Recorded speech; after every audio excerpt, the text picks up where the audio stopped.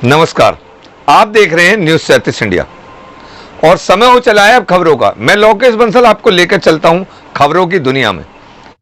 उत्तर प्रदेश के जनपद हापुड़ में समाजवादी पार्टी के राष्ट्रीय अध्यक्ष एवं प्रदेश अध्यक्ष के आदेश व निर्देश पर प्रदेश में हो रहे उपचुनाव में समाजवादी पार्टियों के प्रत्याशियों के प्रचार प्रसार में जुटे पूर्व राज्य मंत्री सुधाकर कश्यप ने जनपद हापुड़ में पहुंचकर मीडिया से बात करते हुए बताया कि आज प्रदेश में पूरी तरह जंगल राज कायम है।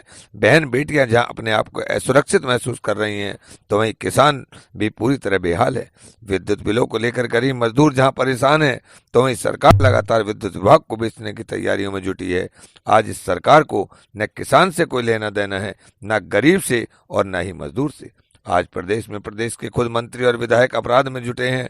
शासन प्रशासन उपचुनाव में खुली तरह से भाजपा प्रत्याशियों के एजेंट के रूप में काम कर रहा है, परंतु समाजवादी पार्टी के बढ़ते जनाधार को ध्यान में रख आज पार्टी में बड़े बड़े नेता दूसरे दलों को छोड़कर सदस्यता ग्रहण कर रहे हैं। उन्होंने दूसरी पार्टी से आकर समाजवादी पार्टी का कुनबा बढ़ाने वाले नेताओं का पार्टी में स्वागत करते हुए कहा कि समाजवादी पार्टी ही एकमात्र लोहिया जी के विचारों की पार्टी है, जो हर गरीब, मजदूर, दलित, किसान और जात पात से ऊपर उठकर सभी के लिए संघर्ष करती रहती है। उन्होंने आगे बोलते हुए कहा कि वर्तमान सत्ताधारी सरकार ने आज तक कोई भी एक योजना जनता के लिए धरातल पर नहीं दी, बल्कि सरकार बनाते समय जनता को प्रदेश गड्ढा मुक्त देने की बात कही थी, परंतु गड्ढा युक्त प्रदेश बना दिया। 2 करोड़ रोजगार प्रतिवर्ष देने की बात की थी, परंतु देश व प्रदेश को बेरोजगार बना दिया। संवाददाता दीपक कुमार कश्यप की रिपोर्ट। देखिए, जंगलराज इस प्रकार से है कि मैं नहीं कह रहा हूं। भारत के सर्वोच्च न्यायालय ने खुद कहा है कि उत्तर प्रदेश के अंदर लॉ एंड ऑर्डर खराब है, प्रदेश में कानून व्यवस्था चौपट है। ये तो माननीय उच्च न्यायालय ने भी कहा है, मैंने नहीं कहा। मैं तो सिर्फ आपके सामने जो आपके साथ हुई घटनाओं का मात्र और मात्र उल्लेख कर रहा हूं कि जनपद गाजियाबाद में एक सीनियर पत्रकार अपनी बहन की इज्जत बचाने के लिए खड़े हुए तो उनके ऊपर जानलेवा हमला होता है और उनकी हत्या कर दी जाती है और कोई विधिक कार्रवाई नहीं होती है।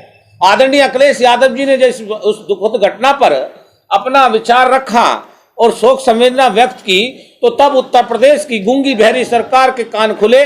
तब कहीं जाकर उस पत्रकार के परिवार को और उन आरोपियों को गिरफ्तार कराने का काम किया गया और उस पीड़ित परिवार को न्याय दिलाने की प्रक्रिया चलाई गई। अच्छा मंत्री जी, इस समय उपचुनाव चल रहा है। उपचुनाव के दौरान में बहुत से प्रत्याशियों की लगातार खबरों में शिकायतें आ रही हैं कि उनका शासन प्रशासन भाजपा के पक्ष में प्रचार प्रसार करते हुए, काम करते हुए लगातार प्रत्याशियों का उत्पीड़न कर रहा है। ऐसे में समाजवादी पार्टी किस प्रकार से उस संघर्ष में उपचुनाव को जीतने का काम करे?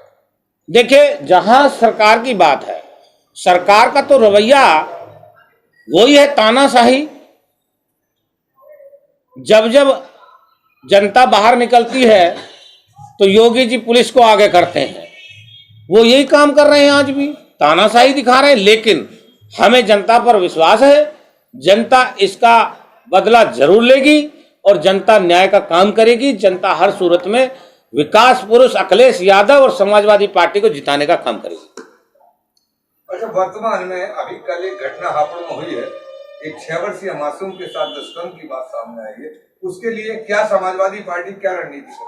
देखिए, हापुड़ की घटना न लीजिए, मैं तो आपसे उत्तर प्रदेश की बात कर रहा हूं कि उत्तर प्रदेश में हापुड़ में कल हुई है, हाथरस में अब से पहले हो गई है, उससे पहले जनपद शामली में हुई है, उससे बाद में बुढ़ाना कस्बा जनपद मुजफ्फरनगर में हुई है। मंत्री जी, मेरा क्वेश्चन ये नहीं है, मेरा क्वेश्चन ये, हाथरस की घटना एक बड़ी घटना होने के साथ साथ मीडिया ने उसको बहुत ही तत्परता से दिखाया था, लेकिन हापुड़ की घटना अभी इतनी बड़ी नहीं दिखाई दी है। तो अगर वहां बड़ी घटना मीडिया ने दिखा दी तो सारी समाजवादी ले और सारे राजनेता वहां पहुंच गए, लेकिन यहाँ कितने राजनेता पहुंच रहे, मेरा ये सवाल। देखिए, मैं अन्य राजनेताओं की बात नहीं कर रहा हूं कि कौन राजनेता किस दल के पहुंचेंगे या नहीं पहुंचेंगे, लेकिन मैं इतना जरूर जानता हूं कि हम लोग आदरणीय अखिलेश यादव जी के संज्ञान में उस पीड़ित परिवार से आज हम लोग मिलेंगे और उस परिवार से मिलने के उपरांत हम माननीय राष्ट्रीय अध्यक्ष जी को, अखिलेश यादव जी को और प्रदेश अध्यक्ष नरेश उत्तम पटेल जी को हम ये सारी रिपोर्ट देने का काम करेंगे और उसके बाद पार्टी हाईकमान का क्या निर्णय आता है उसके आधार पर उस पीड़ित परिवार के साथ है हम और हमारी समाजवादी पार्टी हर पीड़ित गरीब मजदूर मजलूम के साथ खड़ी है। हर सूरत में उस पीड़ित परिवार को न्याय दिलाने का हम लोग काम करेंगे। उसके लिए घर से लेकर, उसके घर से लेकर थाने तक और थाने से लेकर उत्तर प्रदेश विधानसभा तक मुद्दा उठाने का काम करेंगे। किसान लगातार सिकेड़ा में अंडरपास को लेकर धरने पर बैठा हुआ है, उसके लिए समाजवादी पार्टी क्या कहना चाहती है? अंडरपास के विषय में समाजवादी पार्टी के हमारे और अन्य नेता पार्टी के वहां गए थे और उन लोगों से बातचीत हुई है। हम लोगों ने उनकी बात को रखने का काम किया है, लेकिन केंद्र सरकार, ये घूंगी बहरी जो सरकार चल रही है, ये तानाशाह सरकार है। ये किसानों के, मजदूरों के, इनों के खिलाफ है। इनको न्याय देने के लिए तत्पर नहीं है। अंडरपास सिखेड़ा नहीं, रसूलपुर गांव में भी अंडरपास की बात आई थी, लेकिन वहां भी कोई न्याय किसानों को नहीं दिया जा रहा है।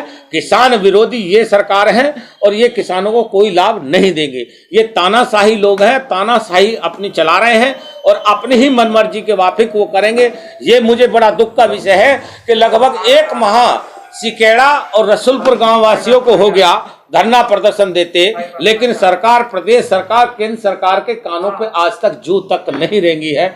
इसीलिए तो मैं कहता हूं कि जंगल राज है, जनता की कोई सुनवाई नहीं है, गरीब मजदूर की कोई आवाज उठाने वाला नहीं है। अगर कोई है तो वो समाजवादी पार्टी के आदरणीय राष्ट्रीय अध्यक्ष अखिलेश यादव हैं और हम लोग उनकी भी लड़ाई लड़ेंगे। और हम पीड़ित परिवार की जो 6 वर्षीय बच्ची के साथ जो घटना घटित हुई है, उसकी लड़ाई भी हम लोग लड़ने का काम करेंगे।